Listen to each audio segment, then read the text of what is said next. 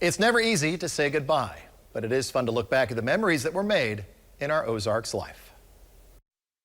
Joe Hickman has been out covering the very busy football scene on this Friday, and for the last 40 years, we've welcomed him into our home. What is this, Joe?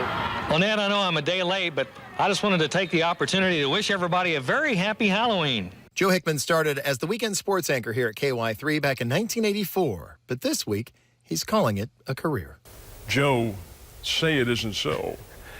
A guy who really followed through with every single assignment and did it with outstanding professionalism. Next we go to women's college basketball. That's right, friends. Women's college basketball. Joe was more than a weekend sports anchor. He was like that cousin with a sense of humor. Like the time he had the late Fred Miller sit next to him and help intro the sports highlights. Next we take you to hockey.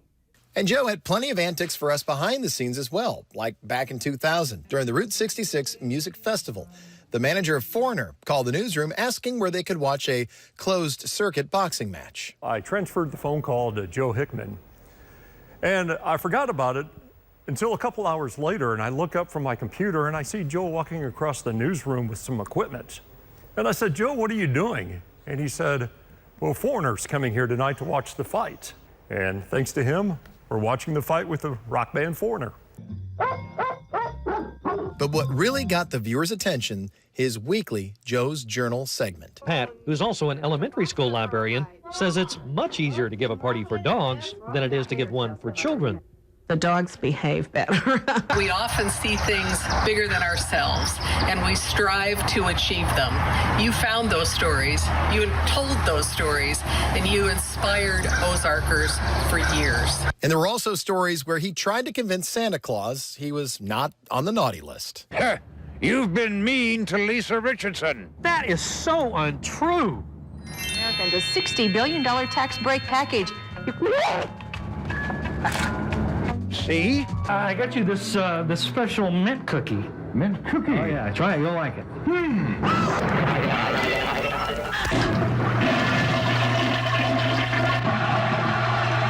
And Joe had a few close calls after Santa. He survived a heart attack in 2012 and then was severely injured in this wreck in 2021.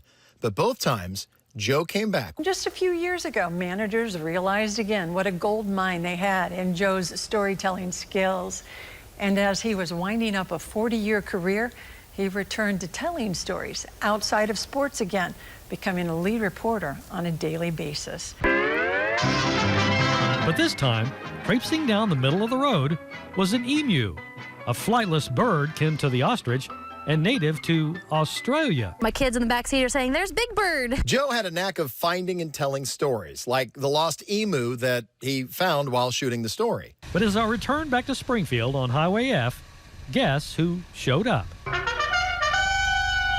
And this past Memorial Day, when he took a normal assignment of covering a ceremony at the Veterans Cemetery and adapted it to what the audience was seeing. They were joined by a canine attendee who wanted to be a part of the proceedings. It turned out to be a service dog named Shadow, who was there with his owner, Leonette Parker. Kind of embarrassed. But when asked why she was attending the ceremony, My husband died a month ago. And he is so sincere. There is this Good Samaritan side to Joe that is always kind of in the undertone of a lot of his reporting. He cares about who he's telling the story about. In a career where we hope to get 10 good years, Joe has cherished 40. I think for up-and-comers in this business, one need only to say, watch Joe, look at Joe, see how Joe does it. That's how good he is. I worked very closely with Joe in the sports department, and I can tell you that no one cares more about the content that we provide night in and night out more than Joe. His last day here at KY3 is today. And best